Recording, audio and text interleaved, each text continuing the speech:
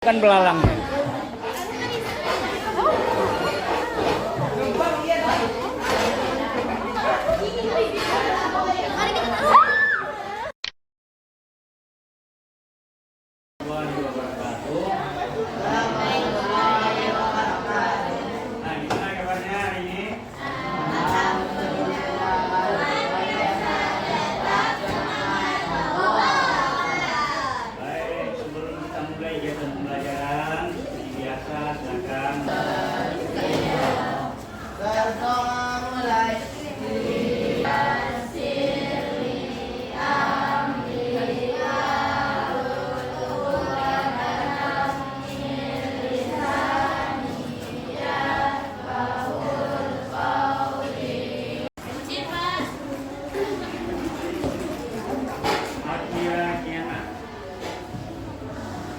Alumni komponen semua makhluk hidup yang ada di dalam suatu lingkungan. Yang komponen abiotik apa itu? Semua benda-benda mati yang ada di dalam lingkungan. Nah, hari ini kita akan mengkaji ya bagaimana interaksi antar komponen penyusun lingkungan.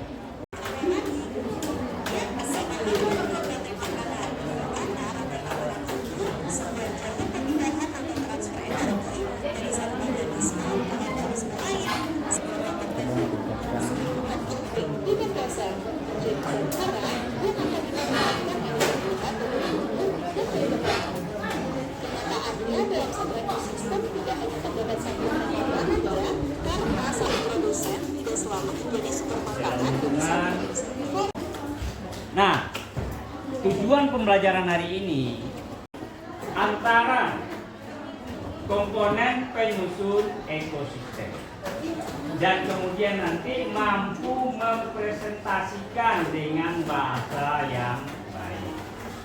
Jadi dua tujuan pembelajaran kita ini ya. Toples, bawa tanaman air, bawa ikan, bawa belalang, tujuannya adalah untuk membuat ekosistem. Ekosistem air. Satu lagi ekosistem darat. Ya. Dan untuk ekosistem air, toples yang sudah kalian bawa bisa kalian tambahkan ke dalamnya batuan kerikil. Bisa cari nanti kedua isi batu kerikil. Kemudian isi air. Masukkan tanaman air yang masih segar. Inilah dia sebuah ekosistem ini dalam bentuk akuarium. Nanti kalian analisis isi laporan di LKPD. Kalian analisis apa saja ikan dengan pertumbuhan, bentuk interaksi yang dapat kalian ceritakan nanti ya. Nanti kalian tempatkan tanah. Kapan perlu cari cacing nanti. Masukkan cacing ke dalam wadah yang dijadikan sebagai contoh ekosistem ini, yaitu ekosistem darat ya. Atas tanah tersebut kalian lepaskan belalang di dalamnya. Nah, nanti kalian analisis bentuk-bentuk interaksi yang mungkin terjadi antar komponen penyusun ekosistem ini.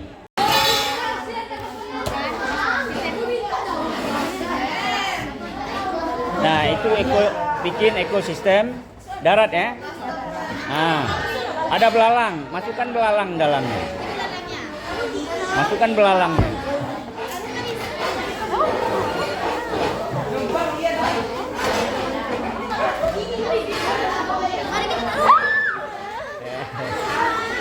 Hati-hati. Nah, menurutmu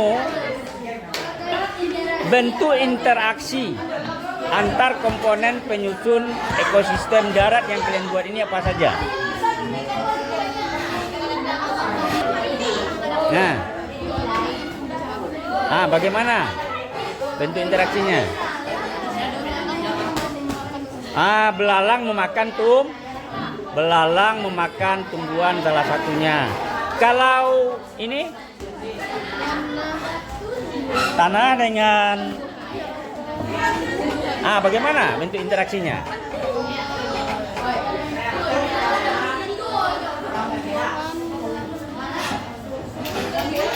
Tanah menyediakan unsur hara kepada tumbuhan. Coba kalian analisis lagi, bikin laporan LKPD-nya.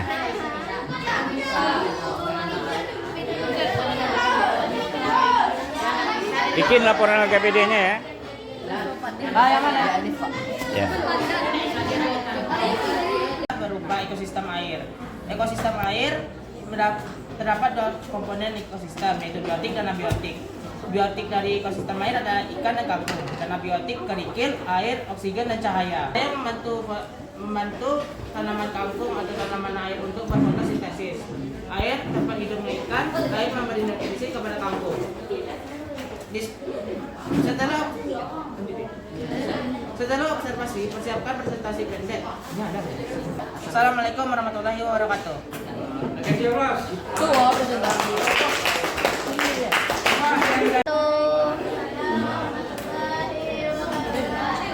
Kami dari kelompok 1 akan mempresentasikan hasil kegiatan tentang ekosistem kami hari ini. Yang pertama, ekosistem di air. Komponen ekosistem biotiknya adalah ikan dan tumbuhan air. Komponen ekosistem abiotiknya adalah batu, air, udara, dan akuarium kecil. Interaksi komponen ekosistem adalah ikan memakan tumbuhan air. Tumbuhan air menjadi subur dan udara banyak. Ikan membutuhkan air karena memiliki lisan. Yang kedua, ekosistem darat. Komponen ekosistem abiotiknya adalah tanah, udara, ranting pohon. Interaksi komponen ekosistemnya adalah belalang memakan daun. Dengan tanah dengan tumbuhan akar membuat tumbuhan subur. 5. Cahaya bisa membuat daun berfotosintesis. Baiklah, itu saja hasil presentasi kami hari ini. Assalamualaikum warahmatullahi wabarakatuh.